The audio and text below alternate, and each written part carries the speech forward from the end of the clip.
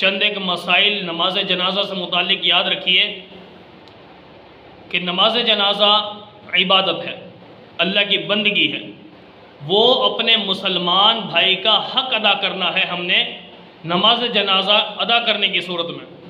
میرے محبوب صلی اللہ علیہ وسلم جتنے بھی صحابہ آپ کے قرب و جوار میں فوت ہوا کرتے تھے ان کی نماز جنازہ خود ادا فرماتے تھے۔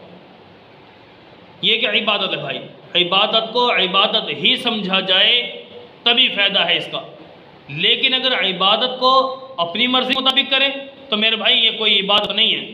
عبادت اور بندگی اسی کو کہا جاتا ہے حکم رب کا ہو، طریقہ پیارے حبیب کا ہو صلی اللہ علیہ وسلم۔ اس لیے نماز جنازہ کے ابتداء تو آپ یہ سمجھ لیجئے کہ نماز جنازہ ایک دعا ہے، ٹھیک ہے، نام اس کا نماز ہے، مراد یہ ایک دعا ہے۔ کیوں؟ دعا کے اندر بھی عام طور پہ سب سے پہلے اللہ کی حمد و ثنا ہوتی ہے، پھر پیارے محبوب پہ درود شریف ہوتا ہے، اس کے بعد اپنی حاجت مانگی جاتی ہے۔ تو نماز جنازہ میں بھی 4 تکبیر ہے۔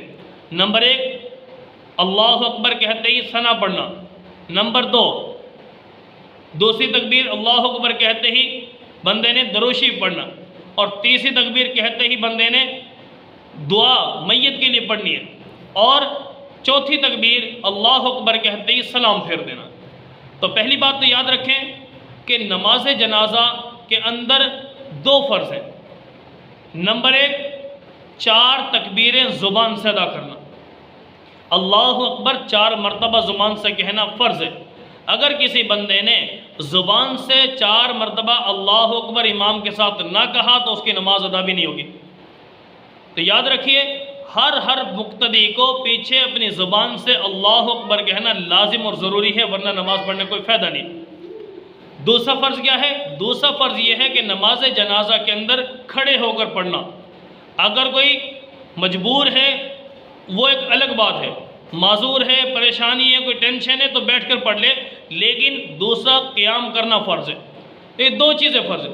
اور تیسری بات یہ ہے کہ اس کے اندر کیا ہے، کچھ دعائیں پڑھی جاتی ہیں، ٹھیک ہے، جیسے پہلی تکبیر کے بعد یہ ثنا پڑھنا، دوسری تکبیر کے بعد درود شریف پڑھنا، اور تیسری تکبیر کے بعد میت کے لیے دعا کرنا۔ اب یہ جو بیچ میں ارکان تکبیرات کے بعد کہے جا رہے ہیں، دعائیں پڑھی جا رہی ہیں، تو یہ ساری چیزیں سنت ہیں، تو پڑھنی چاہیے۔ بڑے افسوس کی بات ہے کہ ہم اپنے مسلمان بھائی کی نماز جنازہ ادا کرنے کے لیے آ گئے۔ افسوس یہ ہے کہ ہمیں وہ نماز جنازہ کی دعائیں نہیں آتی، نماز جنازہ کا طریقہ ہی نہیں آتا۔ تو میرے بھائی یہ میت کو گویا ظاہراً دیکھا جائے آپ اسے اپنا سمجھ کے ہی آئے ہو تبھی تو اس کے جنازے میں شامل ہوئے ہو، آپ نے اس کو اپنا سمجھا ہے تبھی تو حاضر ہوئے ہو، تو دعا مانگنی آتی نہیں، گویا کھڑے ہیں اور آتا کچھ نہیں۔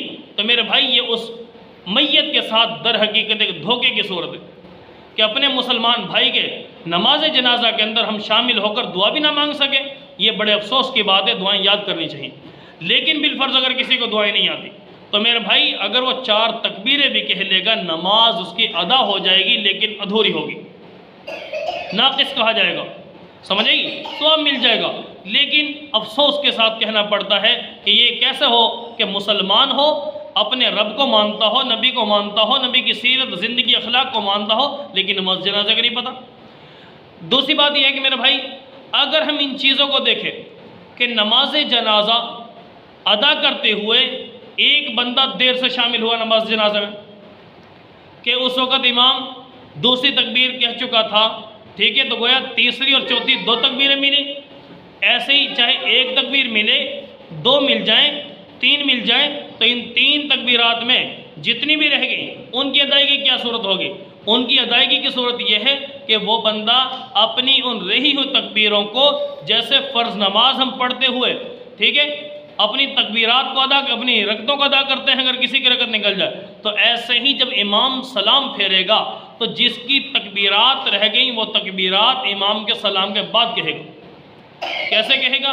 وہ اس طرح کہے گا کہ اگر امام اتنی دیر سہولت ہے اس کو مل جاتا ہے وقت کہ اللہ اکبر کہہ کر ثنا پڑھنے کا موقع تو پڑھ لے، لیکن عام طور پہ یہ صورت مشکل ہے کہ جیسے سلام پھر جاتا لوگ ادھر ادھر منتشر ہو جاتے، تو صرف اپنی 2 تکبیریں رہ گئی تو اللہ اکبر اس طرح کہہ لے بس، 3 رہتی ہیں تو 3 دفعہ کہہ لے اور اپنا سلام پھیر لے. تو یہ ایک طریقہ ہے، اس کے مطابق ہمیں چلنا ہوگا، اپنی زندگیوں کو سیکھنا، اس کے مطابق ڈھالنا، گزارنا، یہ ہمارے محبوب نے سکھایا.